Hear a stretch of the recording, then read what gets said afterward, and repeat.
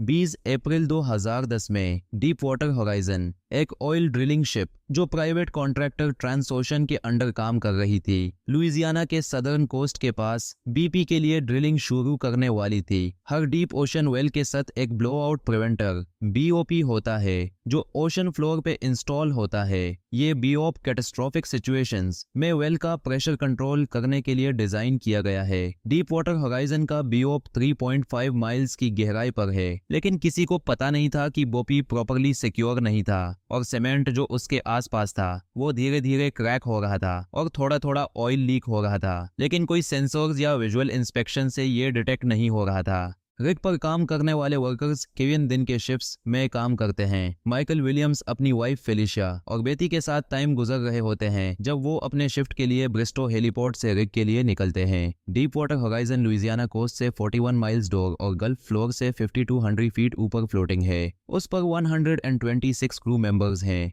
Crew members Mike Williams और उसके superior James Herelle को ये जानकर हैरानी होती है कि शम्बर्गर वर्कर्स जो कंक्रीट फाउंडेशन पोर करने वाले थे ताकि वेल स्टेबल रहे, उन्हें बिना प्रेशर टेस्ट किए जल्दी घर भेज दिया गया है। बीपी के लिएसन डोनाल्ड विद्राइन और रॉबर्ट कलूजा के कहने पर यह डिसीजन लिया गया है। वेल 40 डेज दिन लेट और $50 मिलियन ओवर बजट है, इसलिए अपर मैनेजमेंट से प्रेशर दे कि प्रोडक्शन जल्दी शुरू की जाए और सेफ्टी प्रोसीजर्स को बाईपास किया जाए। प्रेशर टेस्ट खुद $125,000 का था। माइक ड्रिलिंग टीम को प्रिपेयर कर रहा होता है जिसमें केलेब हॉलोवे, शेन रोस्टो और एडम वाइसे शामिल होते हैं। तब हेरेल विद्रीन से मिलकर उससे नेगेटिव प्रेशर टेस्ट करने की रिक्वेस्ट करता है जो ऑलरेडी क्रम्बलिंग फाउंडेशन को और कमजोर कर देता है। टेस्ट से पता चलता है कि सीमेंट प्रॉपरली वेल को सील नहीं कर पाया है। विद्रीने टेस्ट के रिजल्ट्स को डिस्प्यूट करता है और दूसरा टेस्ट करने का ऑर्डर देता है। विद्रीने का कहना था कि टेस्ट में हाई प्रेशर था, लेकिन कोई मुड़ ऊपर नहीं आई जो फेल टेस्ट में होना चाहिए था।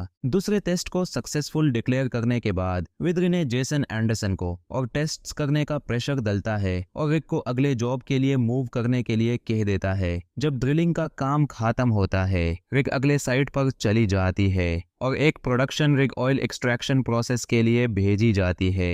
हेरेल विद्रीन से बात करने के लिए जा रहा होता है, तब बीपी के दूसरे एग्जीक्यूटिव्स ओसे रूम से निकाल कर सेफ्टी अवार्ड देने ले जाते हैं जिसमें पूरी क्रू के सामने उसका सम्मान होता है। विद्रीने फिर एक और प्रेशर टेस्ट करता है जो ठीक आता है क्योंकि पाइप्स में बड़े रॉक पार्टिकल्स फन से होते हैं। हेरेल के कंफर्मेशन के बिना विद्रीन वेल को ओपन करने का ऑर्डर देता है। पहले तो ऑपरेशन स्मूथली चल रहा होता है, लेकिन फाउंडेशन टूट जाती है और एक मैसिव ब्लोआउट होता है जो पूरी ड्रिलिंग क्रू को मारने के करीब ले आता है। इक्विपमेंट मेलफंक्शंस और वेल को सील करने में फेल होने से ऑयल इग्नाइट हो जाता है और 11 वर्कर्स की जान जाती है। एंड्रिया फ्लेटर्स, रिग की नेविगेशन ऑफिसर, कोस्ट गार्ड को अलर्ट करने की कोशिश करती है, लेकिन उसका सुपीरियर कैप्टन कर्ट कुचता उसके ऑर्डर्स को इग्नोर कर देता है और कहता है कि रिग को कोई इमीडिएट डेंजर नहीं है जब तक कि रिग में आग नहीं लगती। फिर कुचता अपनी तरफ से मदद का कॉल भेजता है। जब ऑयल ओशन में लीक होता है, तब एक दागा हुआ पेलिकन एक नियर बाय वेसल डेमन बैंक्सटन के ब्रिज में जा टकराता है। डेमन बैंक्सटन ड्रिलिंग मड कलेक्ट करने आया होता है और रिग की तरफ बढ़ रहा होता है जब वर्कर्स इवैक्यूएशन शुरू करते हैं। हेरेल जो अभी भी जिंदा है लेकिन एक्सप्लोजन में काफी जख्मी हो गया है, माइक के द्वारा रेस्क्यू किया जाता है और वो सिचुएशन को कंट्रोल कर लेता है, बस ये समझ कर कि रिग को बचाया नहीं जा सकता।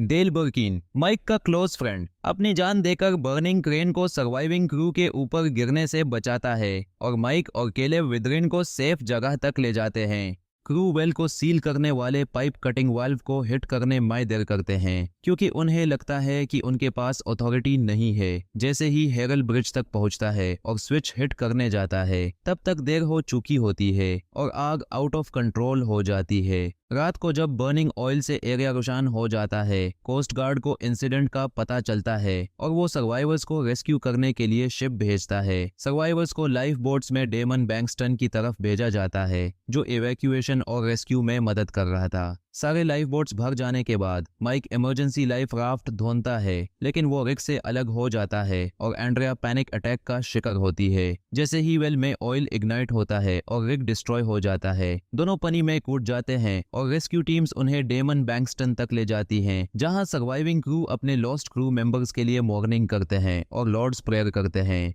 आखिरकार रिग की पावर चली जाती है और इंजन्स शट डाउन हो जाते हैं। पाइप्स टिल्ट करना शुरू कर देते हैं जिसे बोप ओशन किचन फ्लोर पर टूट जाता है और 210 million gallons crude oil gulf of Mexico में बहता है। जब वर्कर्स घर वापस लौटकर अपनी फैमिलीज के साथ होटल लॉबी में मिलते हैं, तब एक डिसीज्ड वर्कर का रिलेटिव माइक से कन्फ्रंट करता है और कहता है कि उसने उसकी जान नहीं बचाई, जिससे माइक पैनिक अटैक का शिकार हो जाता है और उसकी वाइफ उसके साथ होती है। फिल्म का एंड होता है जब रियल लाइफ माइक विलियम्स का टेस्टिमोनी दिखाया जाता है और यह बताया जाता है कि डोनाल्ड विद्रीन और रॉबर्ट कलूजा के अलावा किसी को भी उनकी एक्शंस के लिए प्रोसिक्यूट नहीं किया गया। दोनों को 11 काउंट्स ऑफ मैनस्लॉटर के लिए चार्ज किया गया था, लेकिन 2015 तक उनके खिलाफ ये चार्जेस डिसमिस कर दिए गए। मूवी के क्रेडिट्स से पहले उन 11 मैन के फोटोज दिखाए जाते हैं जो अपनी जान खो चुके थे। मूवी का पोस्ट स्क्रिप्ट कहता है ब्लोआउट 87 दिन तक चला, जिसने अनुमानित रूप से 210 million gallons oil gulf of Mexico में डाला। ये यूएस हिस्ट्री का सबसे बड़ा ऑयल डिजास्टर था।